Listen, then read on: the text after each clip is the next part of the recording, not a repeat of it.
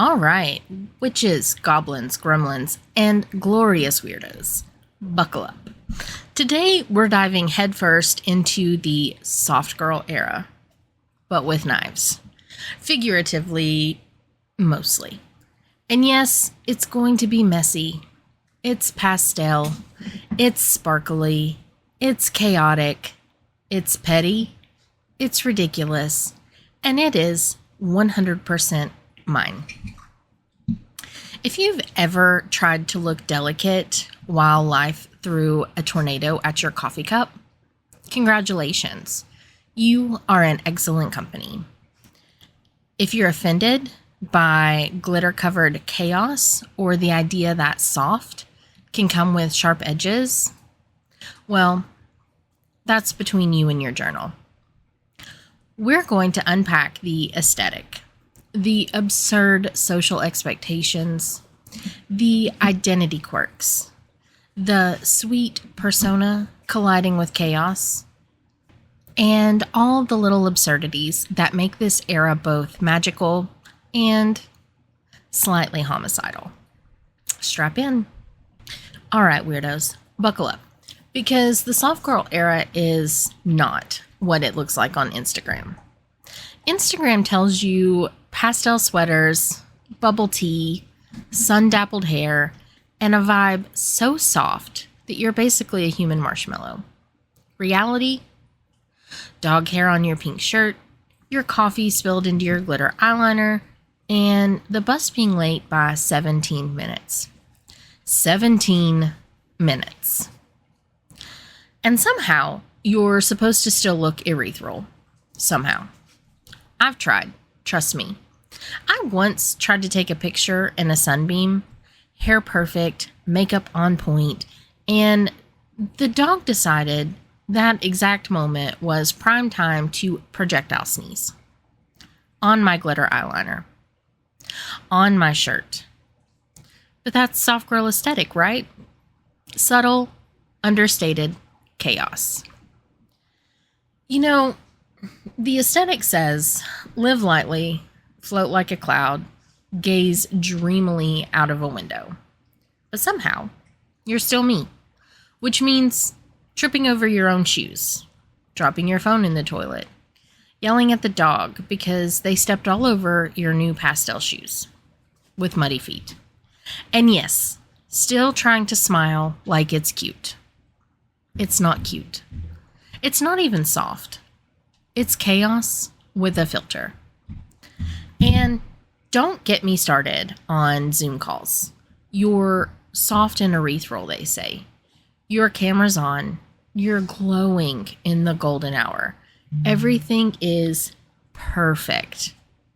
And then the cat walks across your keyboard. You sneeze in the middle of a sentence. And your microphone picks up the exact sound of you spilling a cereal bowl. Poof, ethereal gone. Just a human disaster floating in pastel. And then there's the whole relatable aesthetic nonsense. You're supposed to post cute, chaotic content, but only in a way that looks curated. Like, oh yes, my chaotic life, but also aesthetic perfection. Sure, Karen, let me just sprinkle some fairy dust over my existential dread and post it with a pink heart emoji. Perfect. Let's talk stationery, because apparently soft girls are supposed to have perfect notebooks, cute pens, stickers, organization. And me? I have sticky notes everywhere. On my desk, on the dogs, probably on my forehead. I tried to organize them once, and it just looked like a Pinterest board from hell. Beautiful chaos. Absolute nightmare. Then, there's the self-care aspect, which somehow means bubble baths with rose petals while journaling my trauma. I tried that once. I got in the bath, and of course, I tripped. Spilled water all over the floor. The candle fell over. The cat swatted at it. And now, I had to mop rose-scented water off the hardwood while trying to salvage my eyeliner. Soft girl energy achieved? Not really. But it's authentically me. And you know what? That's the thing. The aesthetic isn't about being delicate or perfect. It's about trying to live in your own little pastel fantasy while the universe just keeps laughing at you. You can have your bubble tea and your glitter eyeliner and your perfectly curated notebook collection. And also scream into the void when the dog steals your sandwich or the bus never shows up.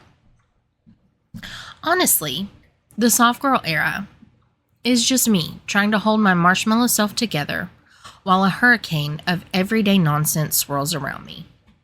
And that's okay. You don't have to be perfectly soft. You just have to survive the chaos while looking cute. Ish. Maybe. Kinda. Let's talk boundaries. Oh, sweet, sacred boundaries. They sound simple, right? Like, don't text me at 2 a.m., Brenda. Or, please don't borrow my blender and then leave it in your car for 3 weeks, Chad. Easy enough to say, but impossible to enforce with actual humans. Boundaries are basically my life's version of Fort Knox. I've got rules, policies, SOPs, and a 3-tiered warning system that even the NSA would envy. And yet, people still try to breach them. Some people see boundaries as optional suggestions. You know who you are. I've had people text me at the most inconvenient times. Like, hey, can you do this thing right now? Sure. Let me just pause my entire existence and rearrange the universe for you. And when I say no, suddenly I'm rude or mean or too intense. Listen, my boundaries aren't negotiable. They're like law. Supreme Court level. And yes, I will enforce them with passive-aggressive TikTok references if I have to. Then there's the whole family boundary nightmare. Families, am I right? They see boundaries as optional DLC. We raised you, so you owe us everything forever. Sure, Aunt Linda, and also my dog owes you $20 and a high five. Boundaries, people. They're not a suggestion. I love my family, just from a safe distance with a good exit plan. Romantic boundaries? That's a whole other battlefield. There's a fine line between I love you and please do not invade my space while I'm eating pizza. Crossing that line earns you a soft but deadly glare. A patented, I'm calm but plotting energy that only I can deliver. It's a mix of diplomacy, terror, and subtle threats. It works every time. And friendships. Oh, friendships are a minefield of boundary misfires. You say, I can't hang out this weekend. And suddenly you're canceled. Canceled! Because you dare prioritize your mental health over another latte and sad indie movie. It's exhausting, honestly. But that's why I cherish the friends who get it. The ones who respect the quiet space. The ones who understand that saying no is not a personal attack. It's survival. Boundaries also extend to social media. There's a reason that I don't answer every DM, every comment, every "can you explain this" request at 2 a.m. My brain doesn't operate on 24/7 customer service mode. I don't owe anyone my energy. And yet, I used to try. Oh, how I used to try. Now I pick and choose, like a crow, hoarding shiny things. I protect what's mine. Time, energy, and occasionally the last slice of cake. Here's the truth. Boundaries aren't mean.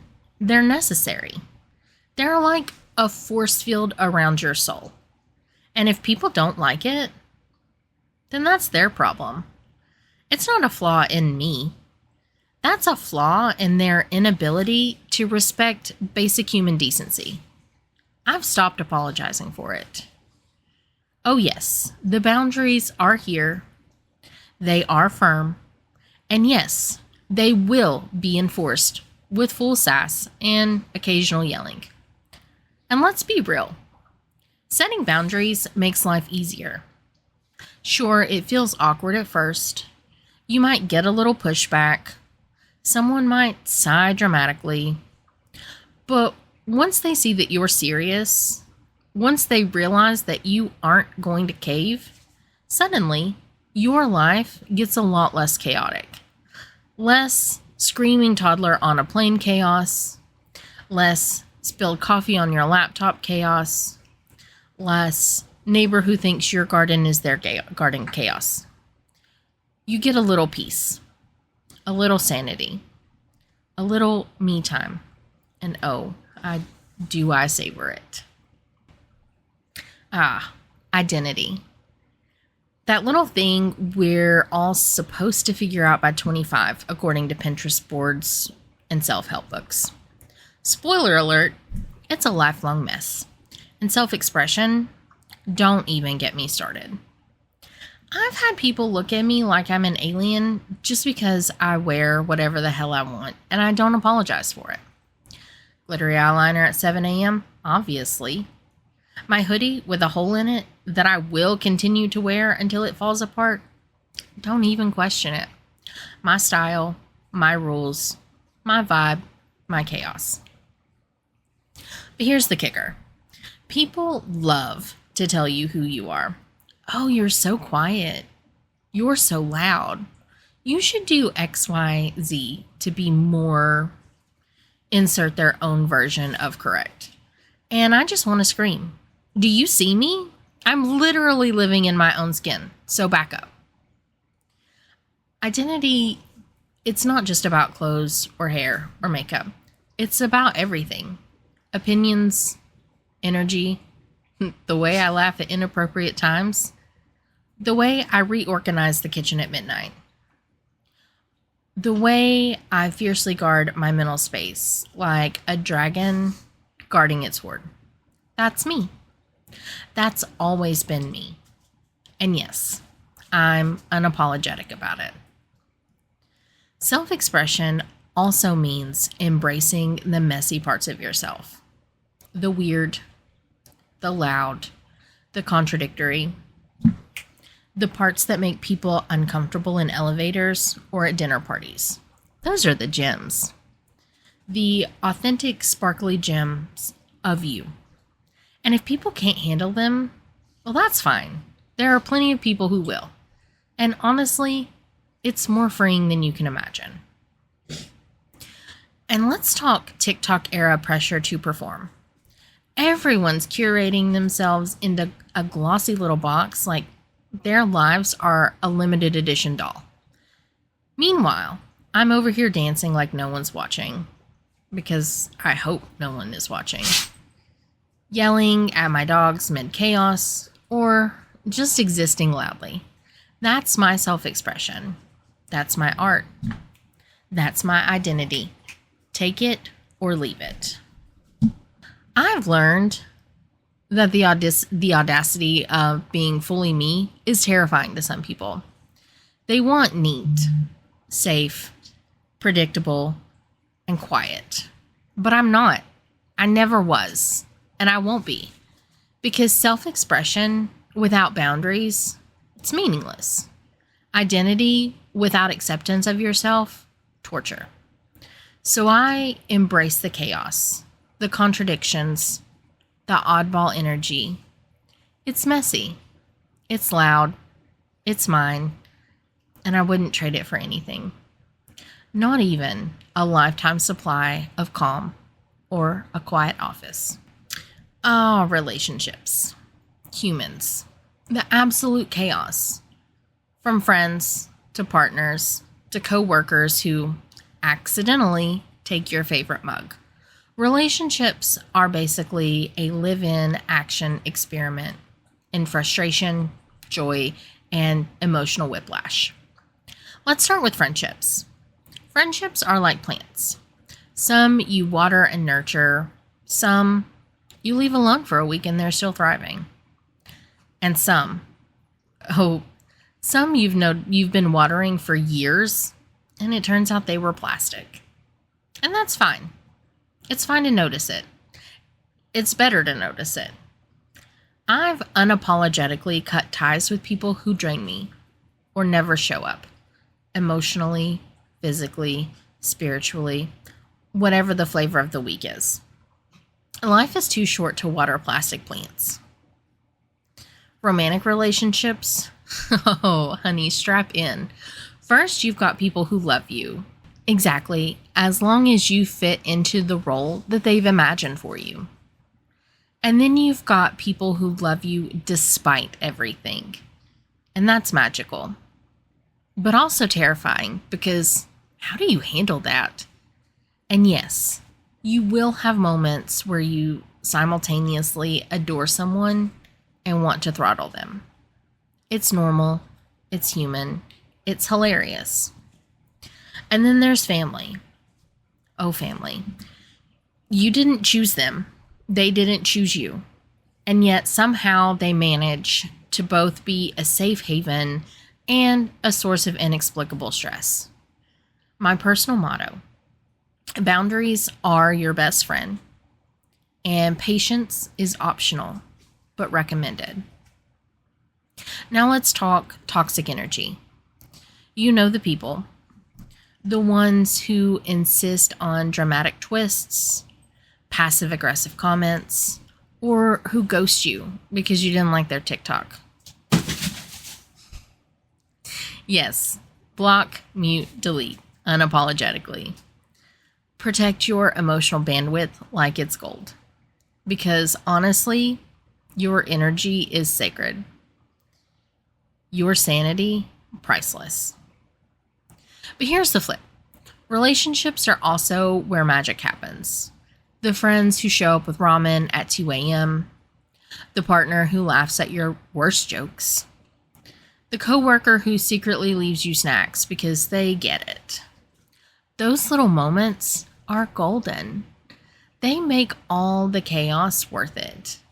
And the real trick is knowing how to embrace the gems without being crushed by the rocks. At the end of the day, relationships are about balance, chaos and calm, humor and tears, yelling and laughing in the same breath. And the unapologetic truth: sometimes you'll fail spectacularly.